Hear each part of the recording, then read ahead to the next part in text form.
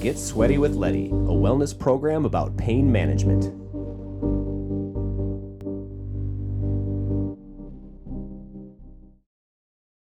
We're back at Tubac Ranch with an episode with my brother from another mother, Ramses Abud. I met Ramses just a week and a half ago at our first stint at Tubac Ranch and knew instantly that I needed to have him on as a guest. He was epic in the drum circle. He's a master of plant ceremonies, hence the little mushroom charm I got on the glasses here. I had to go 3 in a row with the charm game. They're just too fun. Shout out to my friend Amanda Aarons, the Batty Bead Queen, for the charm game. Well, enough of that. Let's get into this episode with Ramses, a local Sonoran desert native with stories for days and more knowledge about plant medicine than you could shake a stick at. All right, here we are, sitting on the bench. My good man Ramses Abud. How you feeling? Starting to heat up a little bit. It's getting warm in here. It is warm here. We are in the Sonoran Desert in Tubac, Arizona at the Tubac Ranch. We just wrapped up a birthday wellness retreat for myself, and I had the privilege of Ramses here running a drum circle for us to essentially kick off the weekend and connect everybody. And I loved it because it was so special. And we'll get into that drum circle, the significance of it, and kind of what you do. But I want to know, Ramses, like, what does pain mean to you? Like, how has it affected you in your life? And as you think about that, I'm going to compliment you on your microphone placement because it is by far the greatest placement that we've had to Get Sweaty with Letty so far. Yeah. Someone will have a gnarlier beard or maybe like a mustache. Maybe I should put it up here, maybe? Well, we have a giant cold plunge out there to swim in, too. So that's going to be refreshing. Beautiful, beautiful, dude. I feel so spoiled. I feel spoiled, dude, to be able to be here and just cross paths with you, dude. And it's been a few weeks, and it's been so deep, so beautiful, and I just keep hearing of more alignments, like you said right now. Yeah, dude, just so grateful to be here, and grateful to everything that creators put in my path. All that pain, right? All that pain, all of those opportunities for reflection, growth. That gave me the fuel, right? That gave me the fuel to do that next thing that led me to be here, right? I really don't feel like pain has like a relationship to like hurt. It can be used for fuel, it can be alchemized.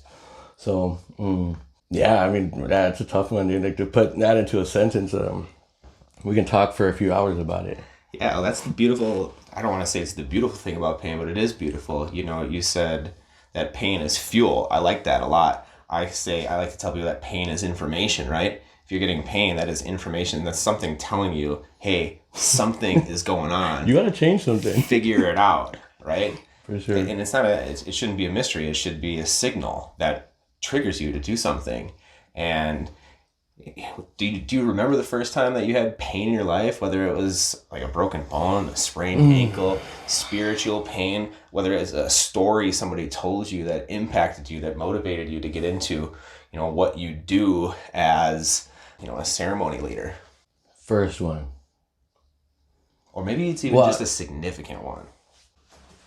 Yeah, so let's tie that into the drum circle. All right. Right? So how I began with the drum circle, one of the parts of it where we get to express ourselves through the drum without using word, right?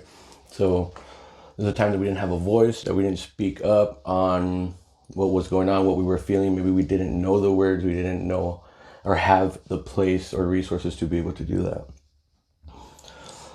Mine was when I was 11 years old. Growing up down here in Nogales, we went up north, Tucson, 40 minutes for soccer. We were up like 4-0. We're whooping. And I still remember like just the energy that shifted. It was like curious and fun, and we were just playing ball, speaking in our native tongue. Majority of us spoke Spanish, and then it turned into that this really like dense, rigid energy that was my first experience with racism. I didn't know like what it was. I mean, coming from a Mexican household, we describe features, right? And that might be your nickname. Like you might be güerito. You come over to the house, you'd be like, hey, el güero. It's not like any white, right? It's just like a nickname, a reference, right? Yeah, el gordito, el barbón, you know, it's like the chubby guy, the bearded one, the chinito. If you have like chino eyes, Yep. they call you el chino. If you're darker, they call you el negro, right? So I was always used to those things, right? So that was the first time I experienced the racism system to a level that I was like, whoa, there's like, what is really going on? Like, I thought we were just playing soccer, being human, and all of a sudden it was this division of, you know, beaners, speak English, go back to where you came from, check their birth certificates, they got mustaches, I'm sure they got tattoos, like all this stuff. I was like, what's going on? You just wanted to play. I just wanted to ball out, you know? It's like, so that's like a big one for me, right? Especially in a lot of these communities where it's predominantly not melanated people in the space, you know? So for me, it's like, it's a space for me to work that, right? And really alchemize and get to know that pain, right? That space of alchemy, like, okay, what do you do with this? You play victim or use it as fuel, right? It's like, Yeah. and then there's the informative part of like, where is this, right? Like we have to deal with this physical, you know, emotion before, or spiritual emotion, that before it turns into a physical trauma, a pain, a disease, right? Yeah. It's like, I have this ache, where? It's like here, okay. It's like, what organ is there? What is emotion is tied to that? You know, what's going on? What are we putting into the body? What are the words we say? Always and, right? Yeah. There's no but. We don't know but. That's right. That's right. So yeah, dude, I don't know. That was my first one, dude. There's been a bunch. That's an emotional pain, almost with like a spiritual tie into it, because, you know, Ancestral. it's what I'm saying. For sure. You're already probably leaning into your ancestral heritage at that age, but did that tie you into something a little bit more? Did that create some sort of impact, or was that just the first time you dealt with pain? You know, just emotional, spiritual, just confusion. You know, like, why is this happening? Why are they like that? It's not cool. Gotta treat everybody equal. That's what we are. We are all here on this earth together. You know, I don't see colors. I see energies. And that's a whole nother battle, right? Yeah. I mean, like, okay, you know what? We might be blood. We might be really close. We might look like twins, but I don't like your energy. Right. Totally. That's a better battle, though. Safer. Yeah. Makes more sense. More humane. Yeah. Dude, so it did impact me. Right now we're thinking about it, I was like, I'm like, now that I'm more or less tying stuff together. At home, I grew up speaking Spanish. You know? So as time went on going to school and I spent more time in school, I would speak more English. Right? Yeah. So I just want to fit in at that age. Right. And we were told at home, practice English, you need to learn English. But we're going to speak Spanish at home, right? Grandma spoke Spanish. It got to a point where there was like an embarrassment, right? A shame out of being Mexican because of how people would treat me, right? So I would speak more English. Trying to get my English as on point as possible, right? Still to this day, it happens to me. At the golf course and stuff, I'll get paired up with someone. Next thing you know, by the end of the day, I'm like, hey, here's my card. I'm a realtor. You know, like rubbing shoulders with them, you know? Yeah. Kill them with kindness. Be the change you want to see. Yeah. Right? So, which is work, challenge, you know, it's not hard. Because if I say it's hard, it's only going to get harder. Mm-hmm. It's a challenge. It costs me work. It's cool. It serves a purpose. I wouldn't be able to appreciate my culture and who I am if I didn't have so much of that. You know what I mean? But there definitely was a point in my life after that where I stopped speaking so much Spanish. Right? Yeah. What claimed natural. Pásame la pelota. Those things, it's like, ball, pass me the ball. To what make them comfortable. Interesting. It's I guess it's not like you probably think about the incident when you're 11 years old. So I'm glad that we're able to talk about this and essentially, you know, create a little deeper perspective for that reality that you experienced, you know? Yeah. So healing in the sauna, moving forward, moving through. Got me looking through the glass. So when did you get into leaning into your heritage a little bit more, where you started doing drum circles, got involved with ceremonies, got involved with healing, got involved with just teaching people how to be present and whatnot? When did that start in your life? 39 years ago. At birth, right? Yeah, bro. As soon as you popped out. Yeah. Cool. This universe has always been like a seeker of truth, challenging information, wanting to get to the origin of things. Mm-hmm. And if it didn't land, it didn't land. I'm not going to sip the Kool-Aid. I'm not going to download it. It's just like, put it off to the side. I was always in trouble for not paying attention, like doing my own thing, like rebelling, all this stuff. But then they'd tell me like, hey, did you like do the work? It's like, yeah, it's right here. It's like, oh, you've been drawing. It's like, do you know the answer to this? It's, yeah, it's this. It's like, show your work. Like, I don't fucking know. I don't know. It's like, it's always been like a knowing, a deeper knowing. I've always been really in tune with my intuition. Mm-hmm. And there's been times in my life that I didn't honor that. And I learned my lesson. I trust my intuition. And like, I play with that space too. You know, of like when to reach for stuff, when am I reaching too much for things, like forcing it, going against my intuition just to see what happens. And it's like a weird space to play with. It's fun, right? At the forefront of, you know, be integral at all costs. Yeah, for sure. I started with psilocybin. You know, once I moved out of Eureka up to Tucson, experiment with that, and next thing you know, we would just gather the bros together, and the groups are always changing. We're just hanging out, processing, and babysitting or trip sitting, we would call it back then. Yeah, man, medicine has just always been a part of my life. Mushrooms changed my life at like 18 years old. I think, no, 19. Yeah, I was about 19 years old. I just knew there was always something else. With that first journey, went really deep. Will I incriminate myself if I say I drove? No, I don't think so. No, right? Yeah. Cool. I drove to a party to a couple of friends. Statute of limitations.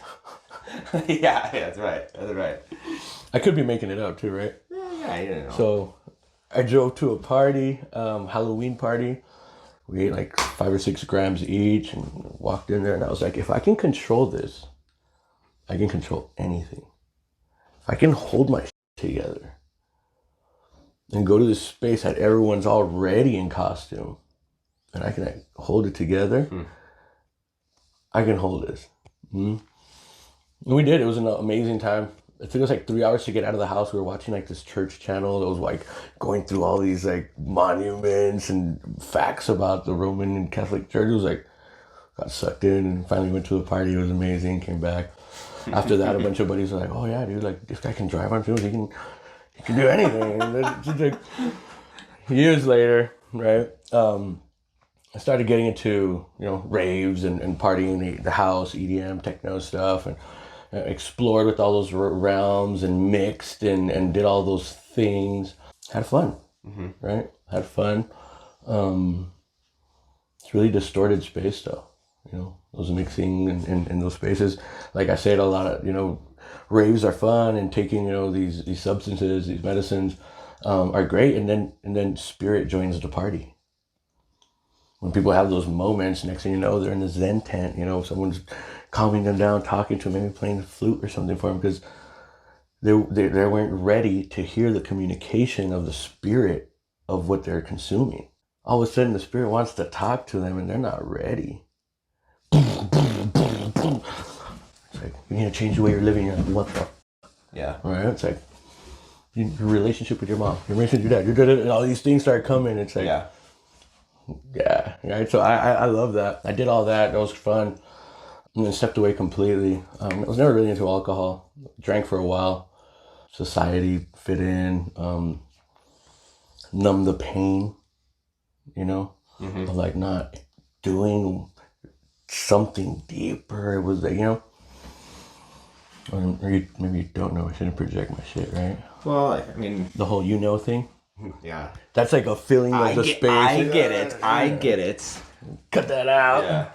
Don't know. But that out. Yeah, I started going to Sweat Lodge like a year or two before the whole pandemic. So how would you describe like a sweat lodge? So Sweat Lodge is like a hut, like a little dome covered with, now they'll use like blankets and tarps and stuff, but back then it was like hides. So they covered with hides, and in the middle it has a hole. They'll bring in some grandfather, some hot stones, volcanic stones, that are sitting out in the fire. They're being preyed upon. They, there's a whole process to even harvest the stones, right? They're representing the grandfathers and the grandmothers and the old ones, all the wisdom. They'll bring those in and offer them some water, some songs, some prayer, and you go through a whole process of, depending on the lineage. It can be directions, it can be elements, it can be stages of life, it can be whatever, right? Essentially, it's Mother Earth's womb. Okay. We go to be reborn, right? We go crawling. There's a lot of technical stuff to it to honor the process. Everything has a meaning. There's nothing done by accident, right? So it's very deep reverence, very deep, old stories that are, stored. And it's a place for prayer, right? It's a church. It's the womb, right? We can go and be one. It doesn't matter where we come from, what language we speak, but if we go in there together and we come out of the same womb, that makes us brothers, right? So that we can hold each other accountable at a higher level, like a brother. Yeah. Right. So, yeah, it's beautiful. It's a whole thing. That's awesome. Yeah. So that was what was that, like 2019? That year? Nah, dude. I think it was like it started like in 17 or 18, like end of 17, early 18. Started going. The lockdown happened. We stopped. And then midway through, started up again. After that, I went to a retreat with my blood brother, my older brother, for men's work in Kambo. Shout out Edward Duell, my bro. Man, sheesh. Yeah, dude, that was a whole thing. Like, I didn't even have the money to go. Like, I sold some Jordans and some Yeezys that were like dead stock sitting there. I was like, oh, you know what? I'm gonna like easy wash, go see what's up with this medicine. Yeah. Fuck, dude. I came back, I sold so much shit. Sold so much stuff to get rid of like excess energy, attachment, like cleared up some space. This was after The your experience Kambo. with Kambo. Mm-hmm. And would you mind telling the viewers what Kambo is? Can we like zoom in? Like, whoa. Yes, we can. whoa. We can add sound effects, lights, we can add all that. Right. Maybe frogs, like raining frogs. Ooh, yes. So Kambo, the Philomedusa bicolor, the Amazonian tree frog. it's unfuckwittable. Just like that, right? So it has a wax on the outside of it, and they take it off, put it on a stick. It would burn a little gate. You can see a couple little scars there. Mm-hmm. Have them everywhere, can't tell anymore. Open up a gate, apply the medicine, which is moist with water. It'll flush your digestive system, lymphatic system, and nervous system. So it's like a full reset. Purge City. Yeah, I mean, yeah, for sure. Just it's such a magical medicine. I've seen like some beautiful processes of liberation of energy where the body isn't functioning. Like the body isn't functioning. I had a friend, her hands, she was like 58 years old. She's been working in the factories in Mexico. Mm-hmm. And she went to a ayahuasca retreat that we had, and she would barely like move her hands like this, bro. Jeez. Yeah, like 30 something years working in a factory, the same thing. And I served her, and she had her process, and she went to go lay down, and her daughter and her son-in-law were there, and they were going to be next. And I had a big group run like a circle of 7 or 8, and then there was like 7 or 8 waiting that trickle in slowly. I have a little system that I use, and I was in the middle of that, and then I hear like mijito crying, mijito is like an adornment, like my son or my it's like I'm like what happened? I was like, what's wrong? What did it like open up some emotional something, or what's happening, right? And she looks and she goes like this. And she just bawls crying. Oh my God. And I was like, it didn't register to me because she's like this. And I was like, what? Your hands what? Like, your hands what? Are they hot? Are they on fire? Like, what's going on? Are they really cold? What? And she just like that started crying. And her daughter and the son-in-law got up and he looked at me and he's like, bro, she hasn't done that in like 40 years. And we're sitting there. I got a group of 8. Like, they're there. They grab me and we're all just like hugging, crying. I was like, what the fuck? I was like, wow. I was like, thank you, Creator. I promise to like share this in the best way possible. This is not like some woo-woo shit. Yeah. This is like my people, my raza. I saw it like tangible instantly. That's powerful right there. It's like, wow. And that's just like one of the small things. It's just, that would be like the nervous system, right? Mm-hmm. It's just wild. Like, she got studies, went to doctors, where they can't do anything. It's peptides. It's 9 different peptides that they've been able to identify. And they're trying to regulate peptide use now. Yeah, I mean, we just talked about peptides a couple episodes ago, and we were saying the other day that they've been trying to extract the peptides of this tree frog for 3 decades, and the only way to get those peptides is by doing that, right? Mm-hmm. Yeah, bro. They literally, they're like, okay, they made a compound of all the peptides that they know are in it, and they made a compound. They're like, it doesn't work the same. It's not it. What is it missing? And scientists are like, oh, the spirit of the frog. You got scientists talking about spirit. We win, dude. Damn. You know? Yeah. That's wicked. That is life-changing, right? Yeah. Well, let's get back into this. Let me throw some logs in the fire, get this thing piping, and we'll be back on the bench in a minute.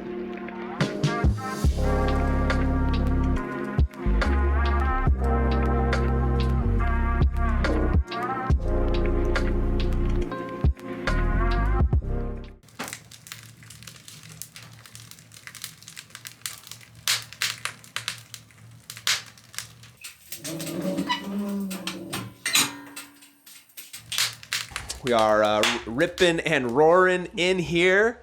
Let's begin this session. That's right. So I'm enjoying our conversation about medicine here. We haven't gotten into it in a lot of episodes. We got into it with Sean Wells in Austin, and I feel like it's an important topic. I just really do. It's been powerful for me in my experiences, mainly with psilocybin and washuma and a few other experiences that I'll get into at another time. But I want to ask you, Ramses, like, what's your favorite medicine to work with and why? Brotherhood. That's a good medicine right there. Dude, brotherhood is so powerful. Yeah. Everything comes up. Your shadow, your loves, your wants, all your desires. You know, everything you don't want to be, right? Everything that triggers you, everything that inspires you, right? As far as like medicines, like substances, a lot of people think that it's like being from the Sonoran Desert and like having a toad on my wrist, working with the toad, that they think it's toad. The 5-MeO DMT. I have a lot of respect for it, right? I have a lot of respect for all these medicines, a lot of reverence for them, the origins and lineages, how to carry it in a good way, making the offerings to get the permission to carry it, right? All the format, the formas, the formulation that goes behind it, right? To get the blessing. I think all medicines have their purpose. Yeah. You can benefit from all of them. One can work on you and not work on me differently, right? Yep. We've been to different things, we're wired differently. It's only normal that, things that we consume would affect us differently. Totally. I don't think one is better than the other. That's why I say with just all the wellness modalities too. Like, it's not just one king modality that's, it's not just Pilates, it's a combination of all the things. And Pilates might not work for some person as well as it does for another person. Same with food. We can't all eat the same food. Same with medicine. Diet, right? Yeah. Same with this medicine. Work for me. It's going to work. This is the only way. Yeah, that's absolutely right. I mean, I've had experiences with other people that have had similar ceremonial type plant medicine experiences, and it's completely different. It's never the same. And we as humans, as individuals, are unique, never the same. So it only makes sense that it's a different experience, right? Yeah. So it's like the medicine I'm in debt to, Kambo. Okay. I would not be sitting here today if it wasn't for Kambo. The Amazonian tree frog. Mm-hmm. And what's the toad in Arizona or in this Sedona? Bufo alvarius. Okay. And that's the Sonoran Desert toad, the 5-MeO DMT. You don't lick the toad, okay? You don't pick it up and lick it. I wish. That would be fun. It would be easier. Maybe easier to dose, too. Like, how many licks did you get to the center of the toadsy pop? The toadsy pop. Oh, that's too funny. The medicine that came to me to work with, that's taking, that's requiring past, 3-4 years of all my time and energy and capacity, has been ayahuasca. Been apprenticing with Research Institute Healing the World, shout out, in Mexico. Got a few different bases going on at once. They've been studying ayahuasca for about 15 years. We do these things called Seminarios del Desarrollo del Potencial Humano y Espiritual. So it's a seminar of the development of the human and spiritual potential using Peruvian technologies. So, yes, it's a sacrament, sacred. It's also technology, a tool, right? It's a tool that we can use for deep emotional and spiritual regulation. And then we can use that time to do introspective inventory of where we're at, what's holding us back, what are the changes we need to make, and who are we affecting by not doing it. Yeah. It's like, do you trip out? Like, no, if anything, I would trip in. Like, I fell deeper into myself and I was able to answer the questions that I didn't have the balls to ask. Damn. What it is, right? Like, we know. We all have that deep intuition. We can try to justify our actions and behaviors and we can blame the stars and our zodiacs and astrology and all that. But it's like, I'll take full accountability for my shitty behavior. And yes, I'm a Libra. Has nothing to do with it, right? Yeah. Like really owning the experience of like, okay, this is what I'm doing, this is what's going on, X, Y, Z, boom, boom, boom. And then we'll come back to your city in 2 months. And we'll fortify another 2 habits. So we go through, it's like, we do a whole thing on chakras, energy, breathwork. We teach a different modality every time we go to your city, a different breathwork modality. Yeah. Whatever one it may be. I like box breathing. And just extend the 4, 5, 6, 7, 8 like that. Yeah. Just drop in, it's easy, I get lost real quick and continue to breathe. We teach a bunch of different modalities. We go through on paper and write down like everything. Sometimes we'll offer it to the fire. Sometimes we need to hold on to it and reflect with it. I was saying the other day, it's like a lot of people in healing journey, they're like, I need to let go of this and get rid of this. It's like, maybe it's time to hug it. Love that piece of you. Who are you to try to get rid of it so quick? Reestablish a relationship with it. Everything's relationship. Yeah. Everything. That's really what it comes down to, is like relationship. Relationship to substance, relationship to self, relationship to love, relationship to respect. It's like relationship to relationship. Right. So we do these really cool classes, courses. We'll come in the next morning. We'll do like a 2-hour integration, get really deep. We'll come back to your city in 2 months. We're gonna move on to the next 2 habits, and we'll come back 2 months later to the next 2 habits. We want to see you 3 times in 6 months, and then we don't want to see you again. There's plenty of psychonauts out there chasing ceremony, getting married to this guru of like this way, that's the only way. You need to come sit with my shaman. I don't need to do shit, right? Yeah. There's a lot of forcing, right? That's why I did a workshop at Gem and Jam called Ceremonial Discernment, how to vet your facilitator. We have to remember that we are interviewing someone for a job. You are having an exchange. You're paying someone for something. It's not like, this is the first time I get the first opportunity to lead. No, maybe it's not it.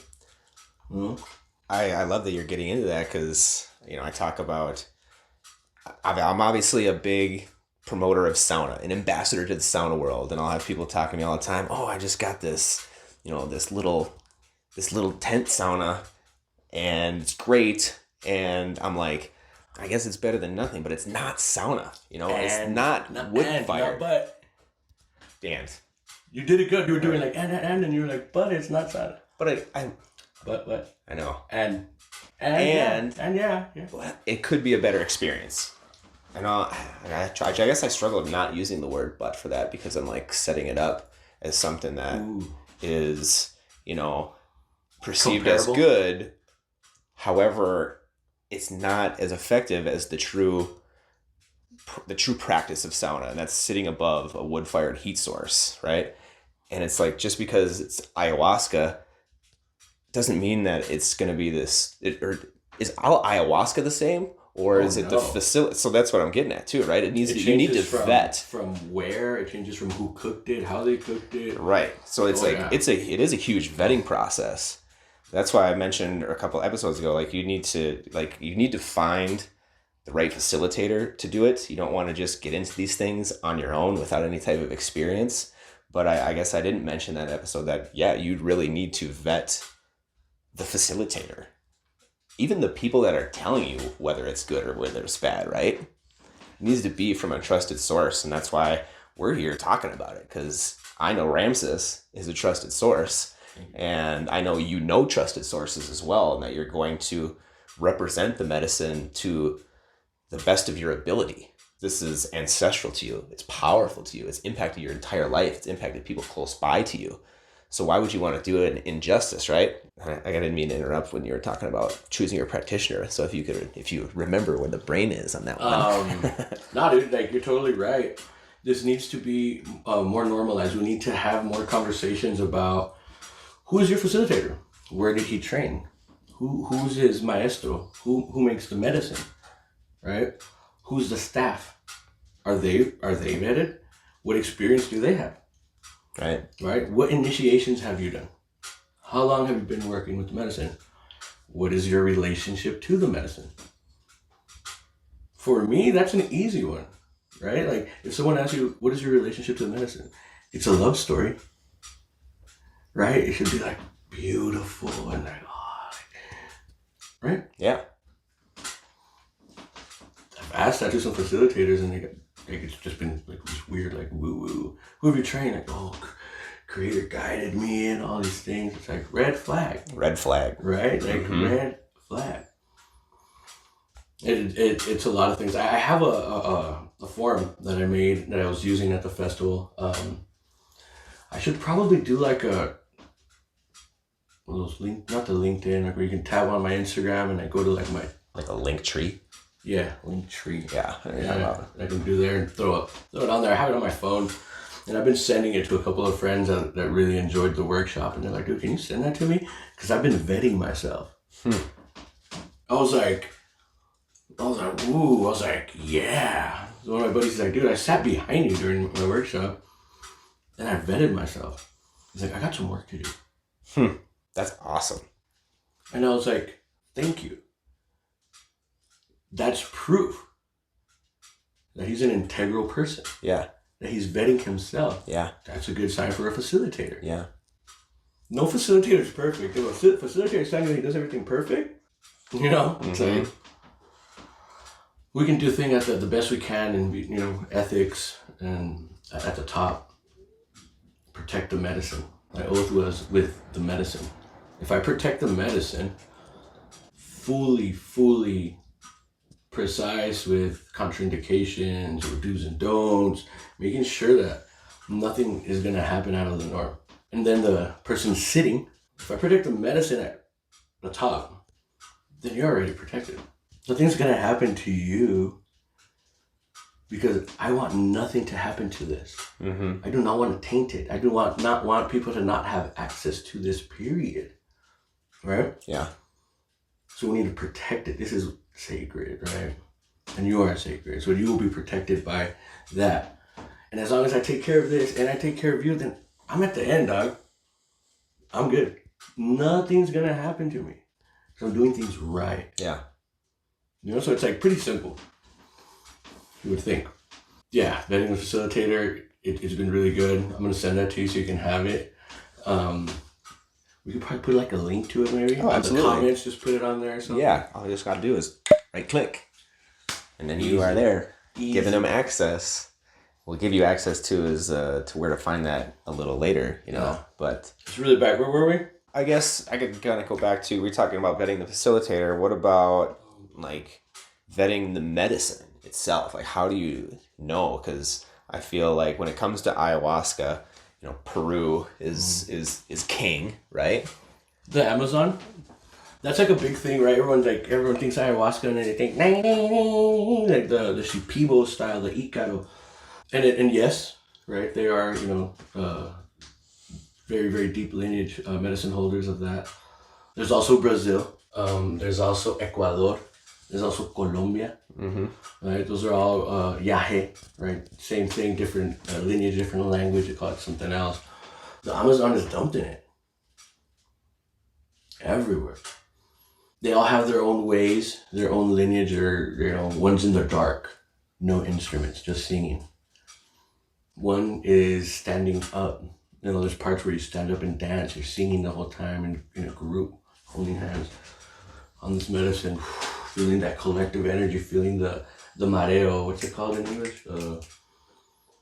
Mareo, dizzy. All dizzy from the medicine. You know, being held by people in harmony, vibrate in vibrational harmony with voices.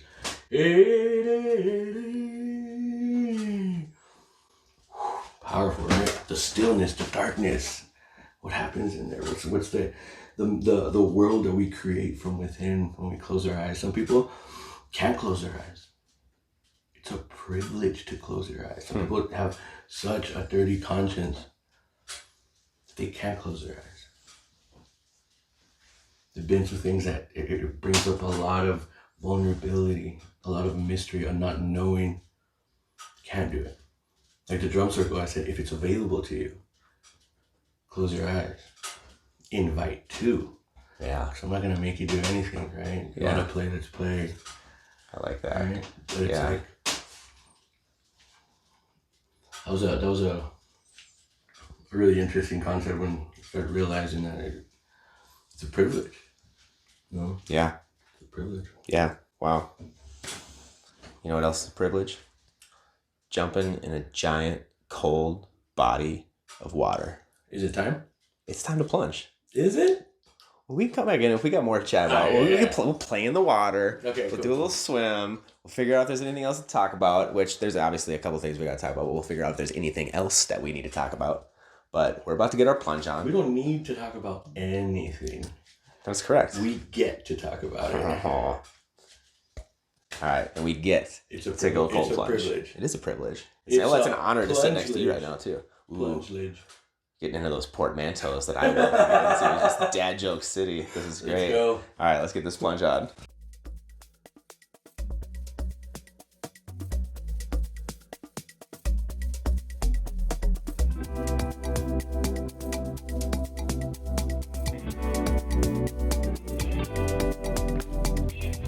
Nice. Two sunscreen, you know. All right. Ready for this? Holding hands. Are we still diving now? Cannonball? Dive. All right. All right, ready? Oh yeah, the first official dive into a cold pool. Woo! What I really like about this body of water is it's super deep, so I can do my water workout in here. Oh, yes. Yeah, wonderful. Very rare to be able to be in a cold plunge and just move the whole body. So this is exceptional, and I'm staring at mountains right now. Wow. Is this the best place? There's a frog. Oh, there it is.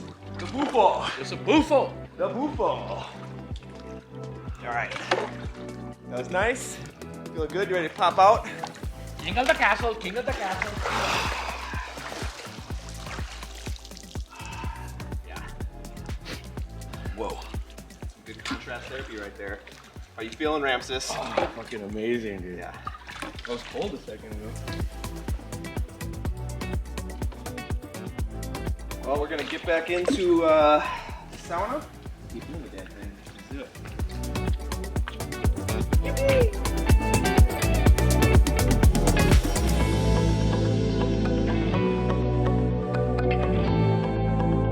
Oh, that was amazing. How you feeling after that? Brand new, dude. Brand new. That's a great way to put it. Brand new. That cold plunge is spectacular with the setting, just being out in nature. I mean, if it was the only thing that would make that better if it was a lake, but at the same token, it's just a big old clean body of water. And by lake, I mean, the negative ions that you get from a natural body of water. It's the only thing, but the mountains make up for it. So it's beautiful, yeah, dude. I can't wait to continue to share this space with others because it is a second to none cold plunge. Dude, this place is magical. So yeah, So are you blessed. enjoying their sauna experience here? Yeah, dude, like, I feel spoiled. Dude, and like, how did I get here? You know, what have I done to deserve this, right? Like, old story, right? Old patterns and whatnot. But it's I don't know, dude, it's like, this is like a dream to be able to witness something like this. I've dreamt of things like this. I've been building a short bus for like 2 years, on and off when I have the money and time to invest into it. And to see this, it's like, oh, dude, like, this is like the product of your manifestation, right? You dreamt it, you're doing it, and and now you're sharing it, right? And it's such so beautiful to be able to witness it, like someone like fulfilling like their dream and like actually doing it. And then it's just so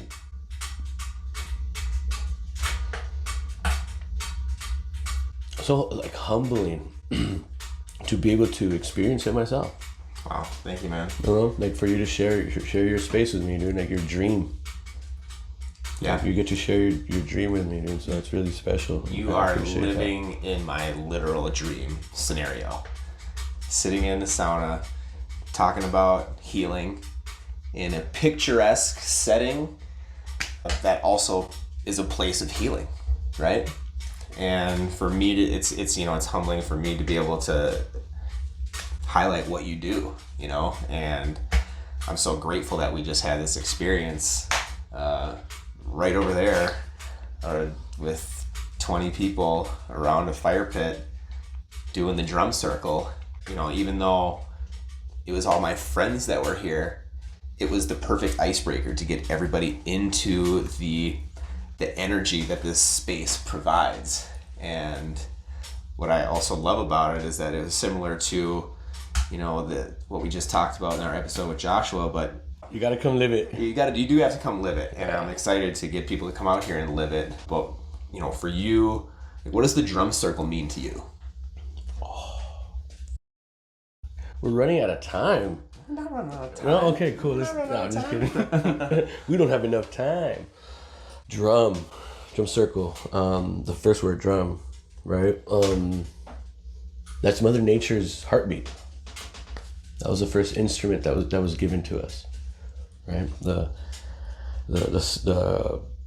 piece of wood, what's it called? The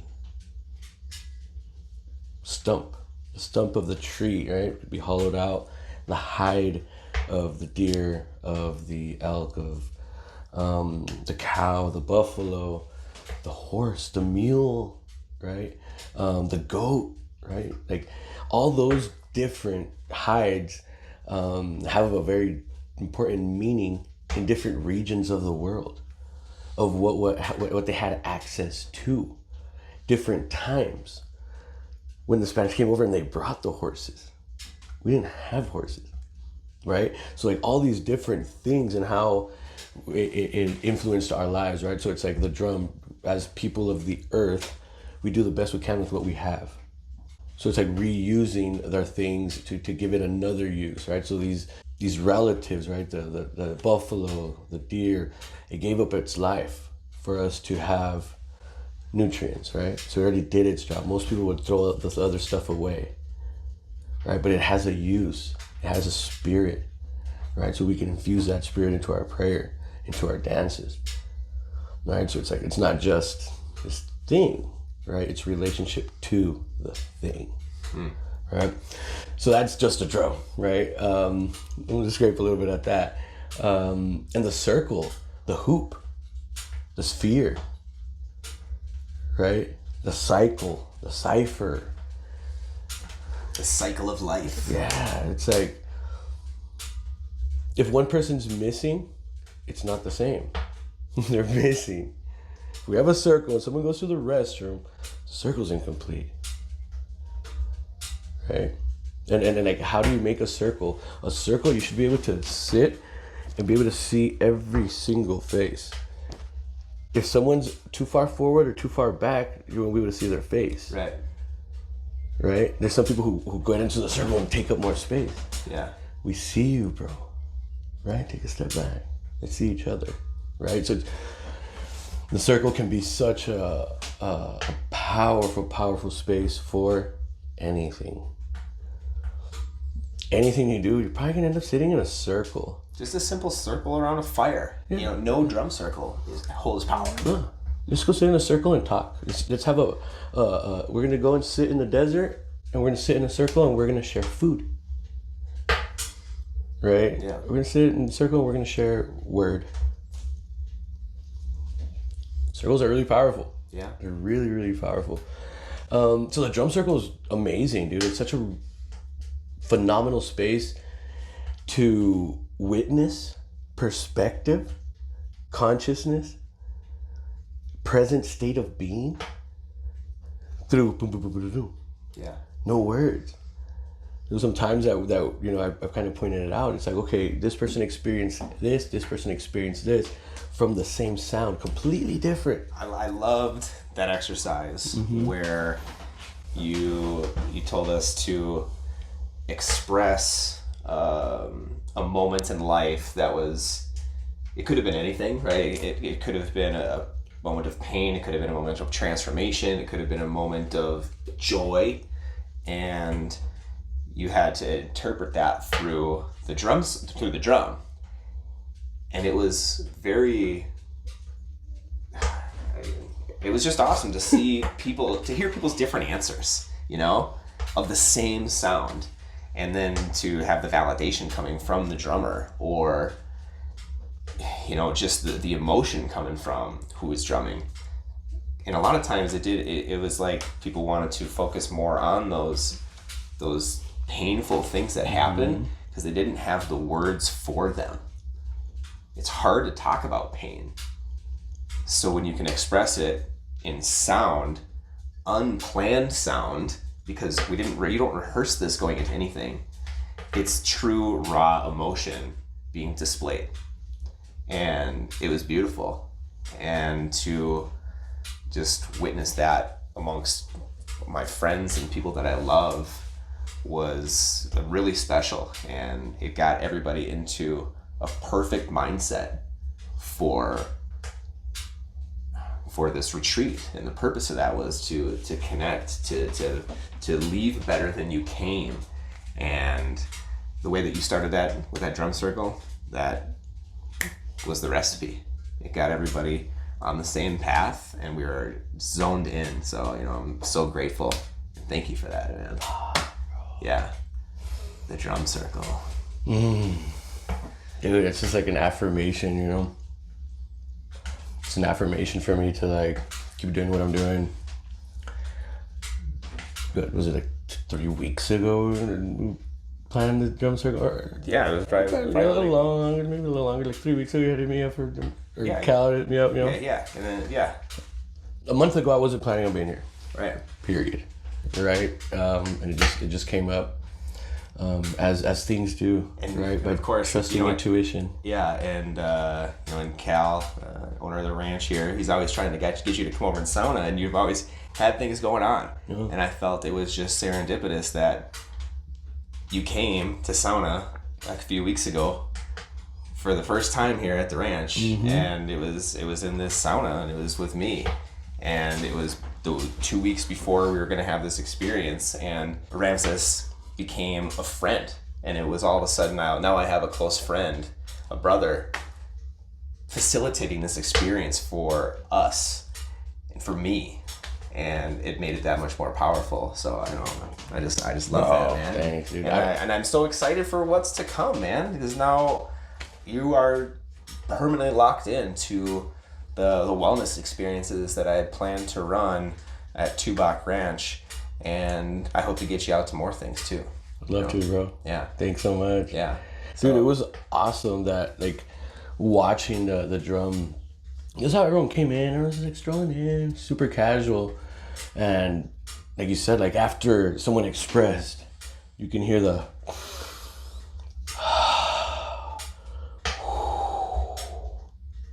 thank you. It was like such deep reverence. Yeah. And you know what to set the table? Vulnerability. Yeah. No judgment. Get that shit out of here. No judgment zone. Get it out of judgment. Yeah. And being vulnerable. I'm the first one to express my stuff, where I'm at. And it's not always just to demonstrate what we're doing. Because like I have nothing to hide. Yeah. Right? It's like I take pride in what I've been through and the knowledge that's come through it. Yeah. Right? So it's like I don't have no shame in owning the story, because it's beautiful. Yeah. My story's beautiful. Damn All right. our stories are beautiful. Right? So thanks, dude. Like it was so beautiful to see the faces, the interactions, and I came back the next day and everyone was really happy, and I checked up on you, and you're like, oh dude, you're on fire. Just everything felt really good. You guys had an amazing group of people. It's just like so beautiful, so beautiful, and you're really lucky, bro. I know. Not a lot of people come to Arizona. People say, "Oh, the desert. What's in the desert?" I mean, look around. This place is beautiful, right? Beautiful. But it's like some people don't. Like they came all the way out here to spend your birthday and jump into the stuff. They had no idea what they were getting into. You know, you put them on the big old schedule. Blew their minds away. Breathwork, yoga, posture, movement. Like, yeah, dude. Thank you. Like, Absolutely. That's what we need. Like, that's how you celebrate a birthday. No doubt. To celebrate life, right? Bro, are you kidding me? Yeah. Like, yeah, dude, that's awesome. I'm really excited to. You're in, man. Whatever's gonna blossom, bro, from this here, dude. You just poured a little water on a seed, Wow. right? And now we're gonna watch that shit grow into something beautiful, and you can all experience it with us. So, you know, keep your eye out for when there might be a Tubac retreat. And if you're interested in getting in touch with Ramses and bringing him to an experience of your own, or just want to have, you know, one-on-one time with Ramses in any way, shape, or form, you know, how do they find you, Ramses? What'd be the easiest? Probably like Instagram, I'm assuming. Instagram. Yeah, at Ramses Abud. We'll share that link. No. I'll share that link. No. But the best way and the truest way to experience him is with me. In the sauna. In the sauna. Oh, For man. sure. Well, Ramses, thank you so much. This has been a true honor, and I love you. Love you too, bro. And I can't wait till next time. There are no words, bro, to describe what I'm feeling, you know? Yeah. And you're a catalyst of that, bro, so I appreciate you. Heck yeah, man. Love you, bro. Let's go drum it out. Fuck yeah. All right, until next time, stay sweaty out there.